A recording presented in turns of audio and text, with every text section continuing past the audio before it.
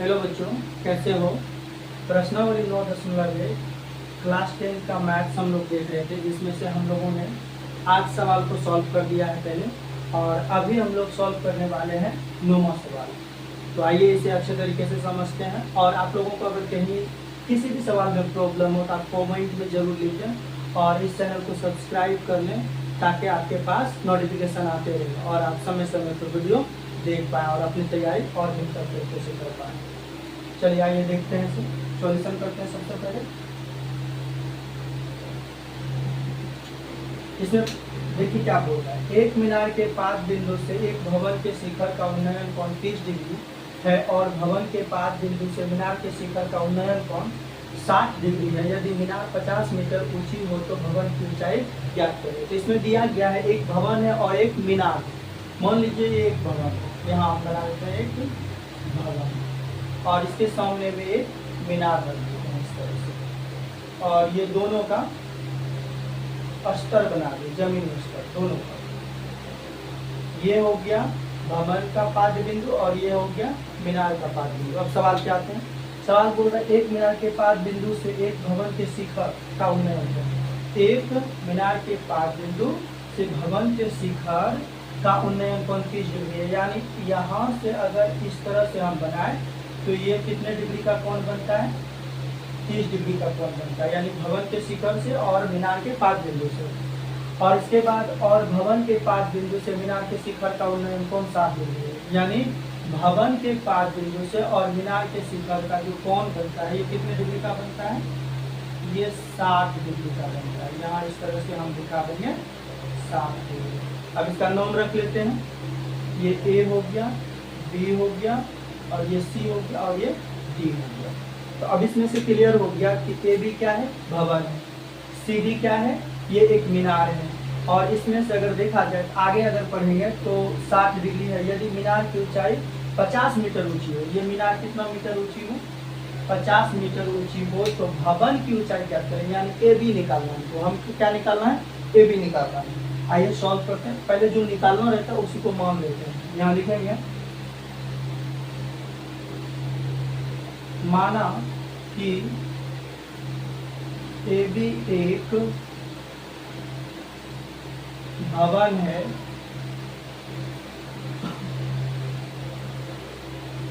जिसकी ऊंचाई ज्ञात कर दें। जिसकी ऊंचाई हम लोगों को क्या करना है, ज्ञात करना है। और अगर इसमें देखा जाए तो सी डी बराबर 50 मीटर, ये क्या है, मीनार। और इसमें अगर देखा जाए कोण डी बी सी बराबर कितना डिग्री, 60 डिग्री। कोण ए सी डी बराबर कितना डिग्री, 30 डिग्री। तो हम पहले कर लेते हैं कोण ए सी डी। तो ए सी बी बराबर कितना डिग्री हो गया, 30 डिग्री। और कोण डी बी सी बराबर कितना डिग्री हो गया, 60 डिग्री। कोण डी बी सी बराबर 60 डिग्री। तो समकोण त्रिभुज, समकोण त्रिभुज। और समकोण त्रिभुज पहले इसलिए इसका निकाल लेंगे क्योंकि इसमें मीनार का मान दिया हुआ है। अगर देखा जाए थीटा, थीटा का अगला कोण ये लंब, ये आधार, ये कर्ण। अगर लंब दिया हुआ है और आधार निकालना चाहिए, किसका निकलेगा, तो टेन थीटा का। क्योंकि ये थीटा, थीटा का कोण, ये लंब, आधार, कर्ण। तो लंब बटे आधार का टेन थीटा का। तो हम लोग यहाँ सूत्र टेन थीटा का लगाएंगे, लेकिन पहले लिखना होगा त्रिभुज D C B. D C B में थीटा कितना डिग्री है, तो 60 डिग्री। डी सी बी में थीटा 60 डिग्री है। अब टेन थीटा से करेंगे तो यहाँ हो जाएगा टेन थीटा। और लंब है सी डी और आधार है बी सी, रख दिए। अब यहाँ मान पुट करते हैं, टेन का 10 होगा। अब इसके बाद इसमें क्या दिया हुआ है, थीटा दिया हुआ है। थीटा कितना डिग्री है, 60 डिग्री है। तो थीटा यहाँ 60 डिग्री रखते बराबर। सी डी का मान कितना है, 50 है। और बी सी का मान नहीं दिया हुआ है, बी सी रहने देंगे। अब अगर इसे सॉल्व करेंगे, 10 60 डिग्री का मान कितना होता है, √3। अब बराबर यहाँ 50 बटे 20। यहाँ कुछ नहीं तो 1 रखेंगे।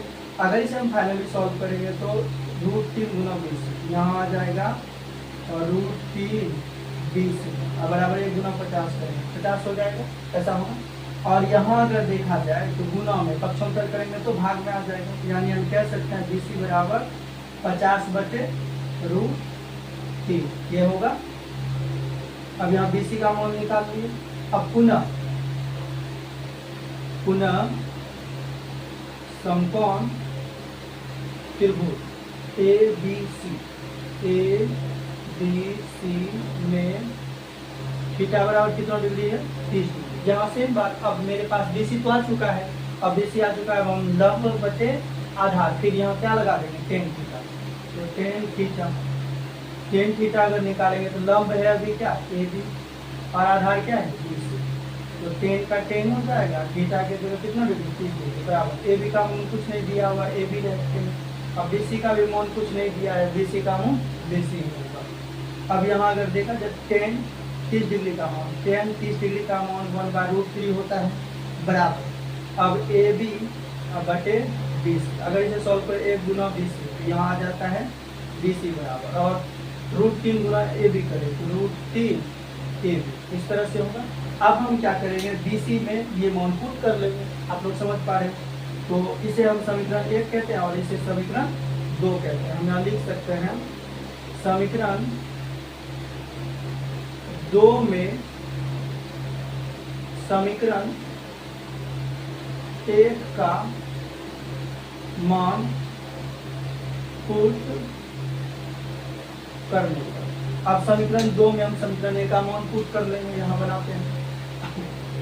तो यहाँ क्या है BC, तो अगर देखा जाए तो BC और BC के जगह हम ये रख सकते हैं 50/√3, तो यहाँ BC है तो हम कितना रखेंगे 50/√3 रखेंगे, बराबर बराबर कर दिए, और ये मान जो है वही रहने देंगे। यहाँ आ गया √3 AB आ गया। अब अगर इसे फाइनली हम देखें तो या करके इसे लिख लेते हैं हम लोग ऐसे √3 AB अब बराबर हो गया 50 अब बटे √3। अब √3 गुना में पक्षांतर करेंगे किस चीज में आ जाएगा भाग में, तो यानी फाइनली हम यहाँ कह सकते हैं AB बराबर 50/√3, और बटे में जब आएगा तो ये भाग हो जाएगा यानी पक्षांतर होगा तो √3, इस तरह से तो आपस में दोनों गुना हो जाएगा। फाइनली जब इसे सॉल्व करेंगे 50/√3 गुना √3 तो कितना आ जाएगा 3। अब आप लोग क्या करोगे 50 को 3 से भाग दे दोगे, तो एक बार में 3 खिलाएंगे, यहाँ 2 0 3 6 18 यहाँ जब 2। तो अगर देखा जाए इसे अगर हम पूर्णांक में लिखेंगे 16 पूर्णांक 2/3, तो 16 48 48 2 50/3, ये आपका फाइनली क्या हो गया आंसर हो गया। और AB को देखिए हमने क्या माना था, AB एक भवन है जिसकी ऊंचाई हम लोगों को ज्ञात करना होता है, अतः हम लिख सकते हैं अतः भवन की ऊंचाई AB बराबर 16.2/3 मीटर आंसर होगा। उम्मीद करते हैं आप लोगों को समझ में आया हो। चलिए उतारिए जो इसको।